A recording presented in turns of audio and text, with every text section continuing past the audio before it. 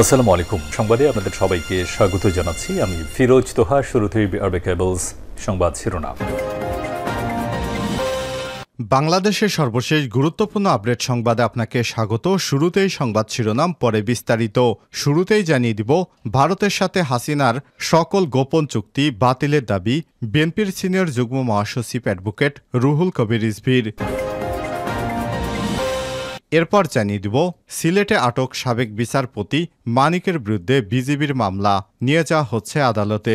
Supreme কোর্টের appeal বিভাগের সাবেক বিচারপতি AHM শামসুদ্দিন চৌধুরী মানিক আজ দুপুর 1টা পর্যন্ত সিলেট কানাইঘাট থানার পুলিশ হেফাজতে ছিলেন। বিজিবির পক্ষ থেকে তার নামে মামলা হয়েছে। এবার তাকে আদালতে নিয়ে যাওয়া হচ্ছে। জানিয়ে দিব, রিমান্ড শেষে আজ দুপুরে আদালতে তোলা হয়েছে সালমান এফ রহমান এবং আনিসুল হককে। 10 দিনের রিমান্ড শেষ হয়েছে আজ। আদালতে তোলা হয়েছে সাবেক আইনমন্ত্রী আনিসুল হক এবং সাবেক প্রধানমন্ত্রী শেখ হাসিনার বেসরকারি শিল্প এবং বিনিয়োগ বিষয়ক উপদেষ্টা সালমান এফ রহমানকে। আজ দুপুরের পর ডিবি কার্যালয় থেকে তাদেরকে ঢাকার CMM কোর্টে হাজির করা হয়েছে। এদিকে ভারতীয় কোম্পানির সহযোগিতায় টাকা আত্মসাৎ সালাউদ্দিনের। ভারতীয় কোম্পানির সহযোগিতায় টাকা আত্মসাতের অভিযোগ পাওয়া গেছে বাংলাদেশ ফুটবল ফেডারেশন বাফুফের সভাপতি কাজী সালাউদ্দিনের বিরুদ্ধে। টুর্নামেন্টের টেলিকাস্টিং যন্ত্রপাতি ভাড়া বাবদ 2,90,000 মার্কিন ডলার ভুয়া খরচ দেখিয়ে ভারতীয় কোম্পানির সহযোগিতায় ওই টাকা আত্মসাৎ করেছে সালাউদ্দিন। জানিয়ে দিব, বন্যা পরিস্থিতি নিয়ে আজ এনজিও কর্তাদের সঙ্গে বৈঠকে বসবেন অন্তর্বর্তীকালীন সরকারের প্রধান উপদেষ্টা ডক্টর মোহাম্মদ ইউনূস। এবং সর্বশেষ জানিয়ে দিব, দেশের বন্যায় এখন পর্যন্ত মৃত্যু হয়েছে 18 জনের। শেষ খবর পাওয়া পর্যন্ত বিভিন্ন জেলার পানি কমতে শুরু করেছে। আকস্মিক ভয়াবহ বন্যায় ভাসছে 11 জেলা। বন্যায় এখন পর্যন্ত প্রাণহানির ঘটনা ঘটেছে 18 জনের মতো। বৃষ্টি থামায় কিছু স্থান থেকে পানি নামতে শুরু করেছে, তবে এখনও 60টি নদীর পানি বইছে বিপদ সীমার উপর দিয়ে। আজ দুর্যোগ ব্যবস্থাপনা এবং ত্রাণ মন্ত্রণালয়ের এক বিজ্ঞপ্তিতে সব তথ্য জানা গেছে। এতে বলা হয়েছে, বন্যা আক্রান্ত জেলার সংখ্যা 11টি। ফেনী, কুমিল্লা, চট্টগ্রাম, খাগড়াছড়ি, নোয়াখালী, মৌলভীবাজার, হবিগঞ্জ, ব্রাহ্মণবাড়িয়া, সিলেট, লক্ষ্মীপুর এবং কক্সবাজার। এ পর্যন্ত 11 জেলায় 9,44,548 পরিবার পানিবন্দী হয়ে পড়েছে। এই হিসাবে দেখা গেছে প্রায় 50 লক্ষ মানুষ পানিবন্দী হয়ে গেছে এবং এদের মধ্যে 18 জনের মৃত্যুর খবর পাওয়া গেছে। এর মধ্যে কুমিল্লায় 4 জন, ফেনীতে 1 জন, চট্টগ্রামে 5 জন, নোয়াখালীতে 3 জন, ব্রাহ্মণবাড়িয়া 1 জন, লক্ষ্মীপুরে 1 জন এবং কক্সবাজারে 3 জন রয়েছে। প্রিয় দর্শক, এতক্ষণ শুনছিলেন সংবাদ শিরোনাম, এবারে বিস্তারিত। তবে তার আগে বন্ধুরা, অনুরোধ থাকবে এই সংবাদটিতে একটি লাইক দিন। এই চ্যানেলে আপনি নতুন হয়ে থাকলে আমাদের সংবাদটি দেখতে দেখতে চ্যানেলটি সাবস্ক্রাইব করে রাখুন। কমেন্ট করে আপনার মূল্যবান মতামত জানিয়ে দিন বন্ধুরা, এই সংবাদটি আপনি বিশ্বের কোন দেশ থেকে বা বাংলাদেশের কোন স্থান থেকে দেখছেন এবং শুনছেন। এবারে বিস্তারিত। ভারতের সাথে হাসিনা সরকারের সকল গোপন চুক্তি বাতিলের দাবি রিজভীর। অন্তর্বর্তীকালীন সরকারের প্রতি দাবি জানিয়েছে বিএনপির সিনিয়র যুগ্ম মহাসচিব অ্যাডভোকেট রুহুল কবির রিজভী। তিনি বলেছেন, স্বৈরাচার হাসিনা সরকার বিগত 15 বছরে ভারতের সাথে যে সমস্ত গোপন চুক্তি করেছে সেগুলো বাতিল করতে হবে। তিনি বলেন, ভারতের এক অভিনেত্রী কয়েকদিন আগে বলেছেন, একটা দেশ ছিল ভারতের পক্ষে, সেটাও হাতছাড়া হয়ে গেছে।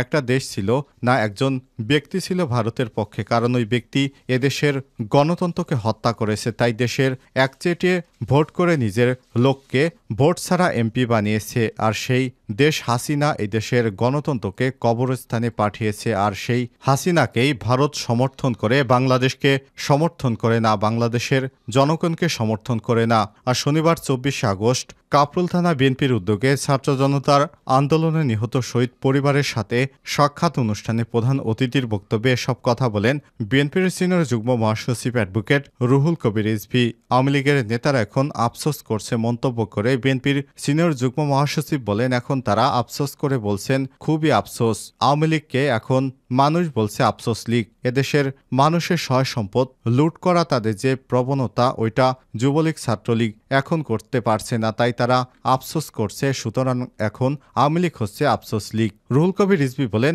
বিএনপি ভদ্রভাবে দল করে। বিএনপি জনগণের দল। বিএনপি দেশের খেটে খাওয়া শ্রমজীবী মানুষের দল। বিএনপি গুন্ডা পান্ডাদের দল না। বিএনপি সন্ত্রাসীদের দল নয়। বিএনপি বিগত 15 বছর সীমাহীন অত্যাচার নির্যাতন সহ্য করেছে। বিএনপি নেতারা বছরের পর বছর গুম হয়েছে। এরপর আমরা গণতান্ত্রিক সংগ্রাম করছি।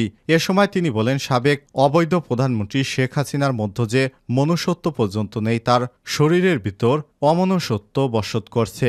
দেশনেত্রী বেগম খালেদা জিয়াকে তিনি কারাগারে বন্দী করে রেখেছিলেন। তাকে স্লো পয়জনিং করে হত্যার চেষ্টা করেছিলেন সাবেক প্রধানমন্ত্রী, কিন্তু শেষ পর্যন্ত আল্লাহর রহমতে তাকে দেশ ছেড়ে পালাতে হলো। সিলেটে আটক সাবেক বিচারপতি মানিকের বিরুদ্ধে বিজিবির মামলা নিয়ে যা হচ্ছে আদালতে। সুপ্রিম কোর্টের আপিল বিভাগের সাবেক বিচারপতি এইচ.এম.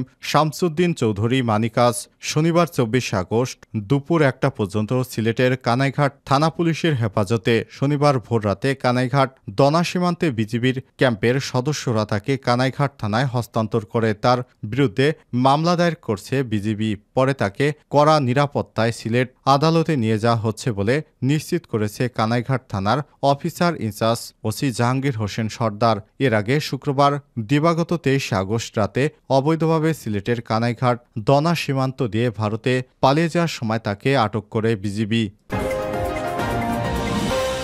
রিমান্ড শেষে আজ দুপুরে আদালতে তোলা হয়েছে সালমান এবং আনিসুল হককে। 10 দিনের রিমান্ড শেষ হয়েছে আজ। আদালতে তোলা হয়েছে সাবেক আইনমন্ত্রী আনিসুল হক এবং সালমান এফ রহমানকে। তিনি ছিলেন সাবেক প্রধানমন্ত্রী হাসিনার বেসরকারি বিনিয়োগ উপদেষ্টা। বেসরকারি বিনিয়োগ উপদেষ্টা হয়ে তিনি শুধুমাত্র ব্যাংকিং খাত থেকে 36,000 কোটি টাকা, অর্থাৎ একটি পদ্মা সেতুর থেকেও বেশি টাকা তিনি লুটপাট করেছেন। আজ দুপুরের পর ডিবি কার্যালয় থেকে তাদের নেওয়া হয়েছে ঢাকার সিএমএম কোর্টে। গত 14 আগস্ট সন্ধ্যা 6:30 নাগাদ কঠোর নিরাপত্তার মধ্যে তাদের আদালতে তোলা হয়। এ সময় ক্ষোভে ফেটে পড়ে উপস্থিত আইনজীবীরা তাদের বিরুদ্ধে বিভিন্ন স্লোগানও দেন, ছুড়ে মারেন বিভিন্ন জিনিসপত্র। জনকীর্ণ এজলাসে জিজ্ঞাসাবাদের জন্য 10 দিনের রিমান্ড চাইলে আদালত তা মঞ্জুর করে। বৈষম্যবিরোধী ছাত্র আন্দোলন চলাকালে রাজধানীর সায়েন্স ল্যাবরেটরি এলাকায় ফুটপাতে ব্যবসায়ী শাহজাহান নিহত হন। নিউমার্কেট থানায় তার মায়ের করা হত্যা মামলায় 13 আগস্ট গ্রেপ্তার হন সালমান এবং আনিসুল হক। ভারতীয় কোম্পানির সহযোগিতায় টাকা আত্মসাৎ করেছেন সালাউদ্দিন। ভারতীয় কোম্পানির সহযোগিতায় টাকা আত্মসাতের অভিযোগ উঠেছে বাংলাদেশ ফুটবল ফেডারেশনের সাবেক সভাপতি কাজী সালাউদ্দিনের বিরুদ্ধে। টুর্নামেন্টে টেলিকাস্টিং যন্ত্রপাতি ভাড়া বাবদ 2,90,000 মার্কিন ডলার ভুয়া খরচ দেখিয়ে ভারতীয় কোম্পানির সহযোগিতায় ওই টাকা আত্মসাৎ করে নেন সালাউদ্দিন। দুর্নীতি, স্বজনপ্রীতি, আত্মীয়করণ, অনিয়মার কমিশন বাণিজ্য নিমজ্জিত বাংলাদেশ ফুটবল ফেডারেশন বাফুফে সভাপতি কাজী সালাউদ্দিন ও মহিলা কমিটির চেয়ারম্যান মাহফুজা আক্তার কিরণ শো গুটি কয়েক কর্মকর্তার কারণে দেশের ফুটবল সুনাম হারিয়েছে। সালাউদ্দিনের 1.5 যুগের দুঃসময় দেশের ফুটবল হারিয়েছে তার ঐতিহ্য। এখন কফিনের শেষ পেরেক ঠোকার অপেক্ষায়। আর্থিক অনিয়মের কারণে বাফুফের বেতনভোগী সাধারণ সম্পাদক আবু নাইম শখকে 4 বছরের জন্য নিষিদ্ধ করেছে ফিফা। সদ্য পদত্যাগ করা সাবেক সিনিয়র সভাপতি আব্দুল সালাম মুর্শেদিকে প্রায় 10 লক্ষ টাকা জরিমানা করেছে ফিফা।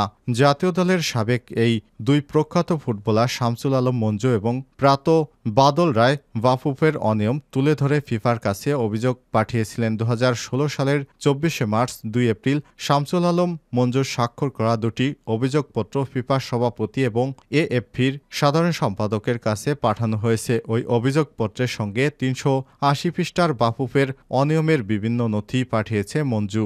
ওই বছর বছরের ৬ এপ্রিল ফিফার তৎকালীন ভারপ্রাপ্ত সম্পাদক মার্কুস কাটনার মঞ্জুর অভিযোগ প্রাপ্তি স্বীকার করে লিখেছিলেন ফিফা এ ব্যাপারে পর্যালোচনা করবে স্বাধীনভাবে। পরে ২০১৯ সালের ১৬ সেপ্টেম্বর বাফুফের বর্তমান সহসভাপতি মতিউদ্দিন আহমেদ মহি আর্থিক কেলেঙ্কারির অভিযোগ করেছিলেন। তারই সূত্র ধরে ১৭ সেপ্টেম্বর বাফুফে প্রাত সহসভাপতি বাদল রায় সালাউদ্দিনের বিরুদ্ধে সরাসরি অনিয়মের অভিযোগ এনেছিল ফিফা। এজন্য তাকে কম হেনস্থা হতে হয়নি। সালাউদ্দিন গ্যাংরা রাজনৈতিকভাবে এবং নিরাপত্তা কর্মীদের দিয়ে এই সাবেক তারকা ফুটবলারকে লাঞ্ছিত পর্যন্ত করেছিলেন। শেষ পর্যন্ত এই দস্যু সালাউদ্দিন পদত্যাগ করতে বাধ্য হয়েছে।